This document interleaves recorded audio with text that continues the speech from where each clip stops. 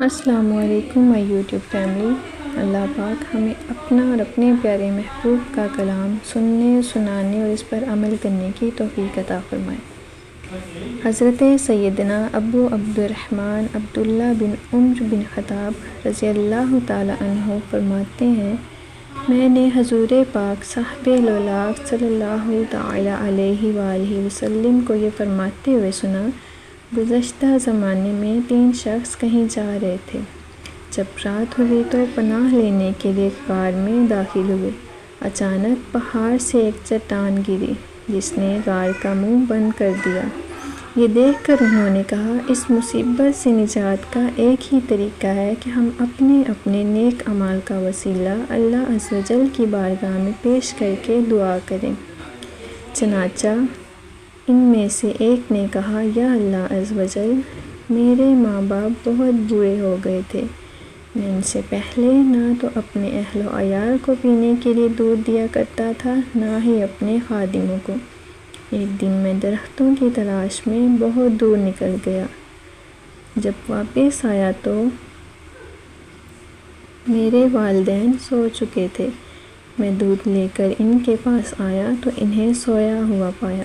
میں نے نہ تو انہیں جگانا مناسب سمجھا، نہ ہی ان سے پہلے اہل و عیال میں سے کسی کو دینا پسند کیا۔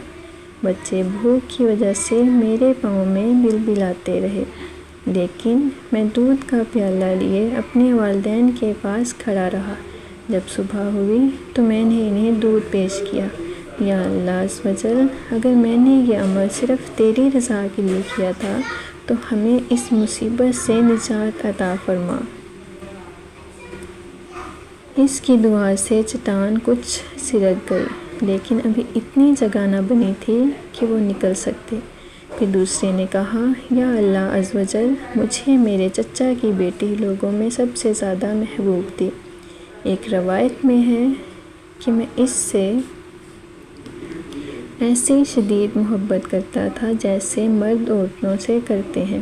میں نے اس سے برائی کا ارادہ کیا تو اس نے انکار کر دیا۔ پھر وہ قحط میں مبتلا ہوئی تو میرے پاس آئی۔ میں نے اس شرط پر اسے 120 دینار دیے کہ وہ میری خواہش پوری کر دے۔ وہ مجبور تھی، تیار ہو گئی۔ جب میں اس کے ساتھ تنہائی میں گیا اور اس پر قابو پا لیا تو اس نے کہا، اللہ عز و جل سے ڈر اور ناحق مہر کو نہ توڑ، یعنی اس برے کام سے باز آ جا۔ یہ سن کر میں نے اسے چھوڑ دیا اور میں بدکاری سے باز رہا، حالانکہ مجھے اس سے شدید محبت تھی۔ پھر میں نے اس سے وہ دینار بھی واپس نہ لیے۔ یا اللہ عز و جل، اگر میں نے یہ عمل صرف تیری رضا کے لیے کیا تھا تو ہمیں اس مصیبت سے نجات عطا فرما۔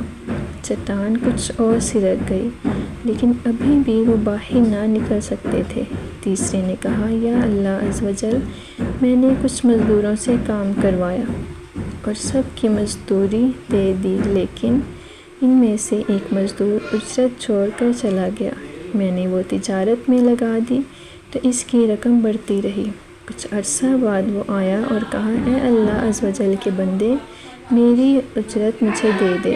میں نے کہا، یہ اونٹ، گائیں، بکری اور غلام جو تم دیکھ رہے ہو،